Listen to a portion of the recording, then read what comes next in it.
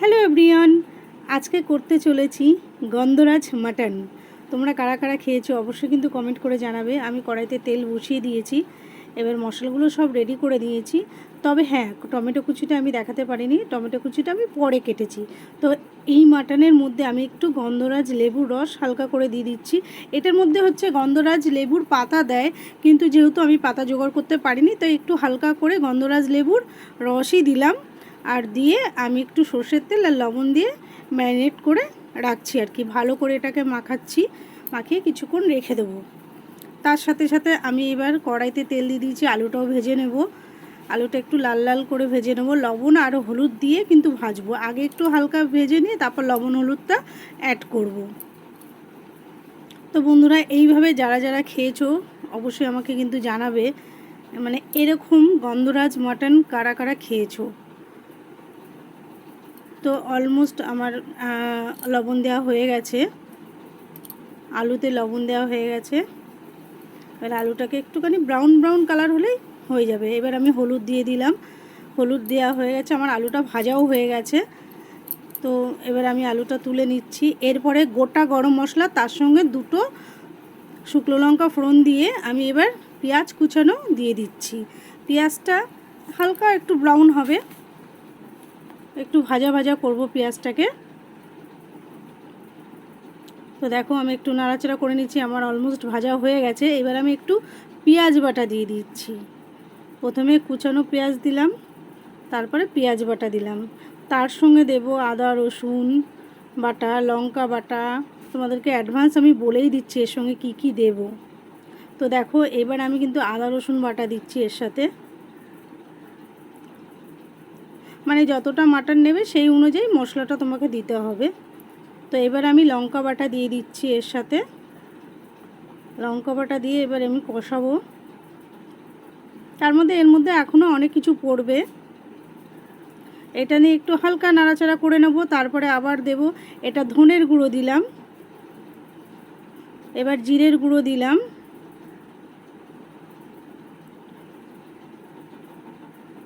তারপরে কাশ্মীরি লঙ্কা দিলাম একটু। আর আমরা না শুকনো লঙ্কার গুঁড়ো একদমই খাই না, তো আমি কাশ্মীরি লঙ্কা আর এই কাঁচা লঙ্কা দিয়েই খাই। এই যে হলুদ দিয়ে দিলাম আমি। এবার একটু মশলাটাকে ভালোভাবে কষাবো, বেশ ভালো করেই কষানো হবে। হালকা হালকা যখন তেলটা ছাড়বে তারপরে আমি একটু টমেটো কুচি দেবো, তারপরে আর কি টমেটো কুচি দেওয়ার পর লবণটা দেব।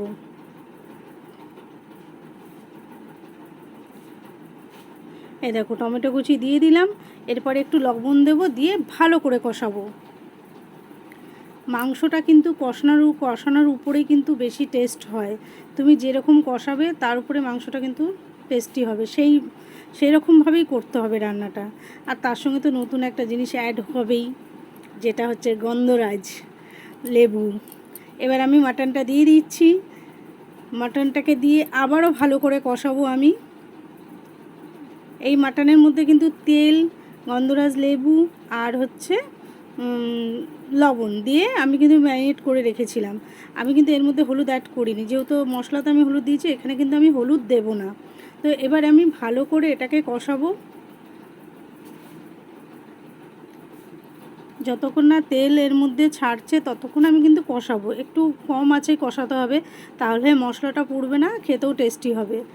কারণ আজ যদি তুমি বাড়িয়ে দাও তাহলে কিন্তু মশলাটা পুড়ে যাবে, খেতেও অত টেস্টি হবে না। তো এটা একটু কম আঁচ করে যদি কষানো যায়, একটু ধৈর্য নিয়ে যদি রান্নাটা করা যায় তাহলে খুব সুন্দর হয়। আর রান্না করতে গেলে ধৈর্য অবশ্যই লাগে। ধৈর্য না যার, মানে ধৈর্য যার নেই সে কিন্তু রান্না সেইভাবে করতে পারবে না। রান্না করাটা কিন্তু একটা ধৈর্যের ব্যাপার, কারণ তুমি রান্নাটা ধৈর্য নিয়েই তোমাকে রান্নাটা করতে হবে, কারণ কম আঁচে করলে রান্নাটা খুব টেস্টি হবে। আর তুমি যদি ধাই ধাই করে আঁচটা বাড়িয়ে দাও তাহলে মশলাও পুড়ে যাবে, রান্নার কোনো টেস্টি থাকবে না, ভালো লাগবে না খেতে। তো দেখো ভালোই কষানো মোটামুটি আমার হয়ে গেছে। এবার আমি আলুটা ছেড়ে দিলাম, আলুটা দিয়ে একটু কষিয়ে নেব। ভালো করে কষিয়ে নিয়ে আমি কিন্তু এটাতে আমি মানে সিদ্ধ করব না, আমি এটাকে ভালো করে কষিয়ে নিয়ে আমি এটাকে ট্রান্সফার করব প্রেশার কুকারে। প্রেশার কুকারে সিটি মারবো, যেহেতু আমার গ্যাসটা শেষের দিকে, আমি যদি যেহেতু এটা মাটন আমি যদি কড়াইতে করি অনেকটাই গ্যাস পুড়বে, তো আমি মাটনটা প্রেশার কুকারে লাস্টে সিটি মেরে নেব দুটো। তো আমি এটাতে কড়াইতে ভালো করে কষিয়ে নিলাম। প্রেশার কুকারে তো ভালো মানে কষানো যায় না, নাড়ানো যায় না, কড়াইতে কষানোটা ভালো যায়। তো আমি কড়াইতে পুরোপুরি ভালোভাবে কষিয়ে নিয়েছি। এবার আমি একটুখানি মিট মশলা দিয়ে দিলাম, দিয়ে হালকা নাড়াচাড়া করব। অল্প একটু মিট মশলা দিলেও চলে, না দিলেও চলে, দিলে একটু ভালো লাগে মিট মশলা। তারপরে আমি এই যে ট্রান্সফার করে নিলাম প্রেশার কুকারে সিটি দেব। ওই যে বললাম বন্ধুরা, এটা কিন্তু হচ্ছে তো আমি প্রেশার কুকারে ঢেলে নিলাম। এবার ঢেলে নিয়ে এবার এর মধ্যে জল অ্যাড করব। আমি কিন্তু জল অলরেডি গরম করে রেখেছি, গরম জলই আমি দেব। তো কড়াইতে অনেকটা মশলা লেগে আছে, কড়াইয়ের মধ্যে একটু গরম জলটা দিয়ে একটু কড়াইটার মশলাটা মানে নিয়ে নেব, নিয়ে আমি প্রেশার কুকারে দিয়ে দেবো। দেখো ভালো করে মশলাটাকে আমি নিয়ে নিচ্ছি, একটু নষ্ট করি না আমি, একটু কোনো জিনিসই আমি নষ্ট হতে দিই না। আমি যথেষ্ট এগুলোকে বাঁচানোর চেষ্টা করি, যতটুকু প্রয়োজন ততটুকু আমি ব্যবহার করি। আমি কিন্তু জিনিস নষ্ট খুব কম করি। তো দেখো আমি গরম জলটা বাকিটা আমি ঢেলে দিচ্ছি এইভাবেই, কড়াই ধোয়া জলটা দিয়েই দিলাম। এবার আমি একটুখানি ভালো করে নাড়াচাড়া করে, এবার লবণটা একটু তোমরা চেক করে নিতে পারো, কেউ যদি মনে করো যে একটু লবণটা চেক করে যদি কম বেশি হয় অ্যাড করে দিয়ে নাড়াচাড়া করে। আমি একটুখানি চিনি এর মধ্যে অ্যাড করেছিলাম, তো সেটা দেখানো হয়নি, চিনি অ্যাড করে দিয়েছিলাম। এবার তোমরা যদি মনে করো চিনি খাবে না, তাহলে এমনি তোমরা লবণটা চেক করে তারপরে প্রেসার কুকারটা আটকে দাও। এইবার দেখো আমার হয়ে গেছে, কিন্তু এইবার কালারটা দেখো কত সুন্দর এসছে, আর গন্ধটা এত সুন্দর বেরিয়েছে না কি বলবো, দারুণ দারুণ। আর রান্নাটা কিন্তু অপূর্ব হয়েছে। এই দেখো গন্ধরাজ লেবু, আমার বাড়িতে বড় একটা গন্ধরাজ লেবু ছিল, তো সেটা আমি দুটো মাত্র বড় বড় চাক করে কেটে নিয়েছি। এটা দিয়ে জাস্ট আমি একটু কিছুক্ষণ ঢেকে রাখবো, একটু নাড়াচাড়া করে ঢেকে রাখবো, ঢেকে নিয়ে তারপরে আমরা সার্ভ করব। তো অবশ্যই ভালো লাগবেই তোমাদেরকে, তোমরা একবার ট্রাই করো। ভিডিওটা ভালো লাগলে লাইক করো।